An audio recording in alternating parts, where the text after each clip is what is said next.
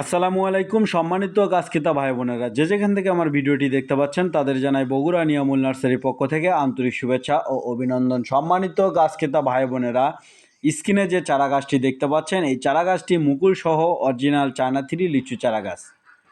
এই চারা গাছটির হাইট রয়েছে 6 থেকে 7 ফিট উচ্চতা সম্পন্ন।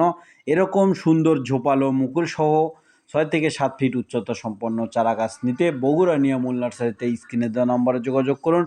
এই চারা গাছগুলির রেট সীমিত করা হয়েছে মাত্র 350 টাকা।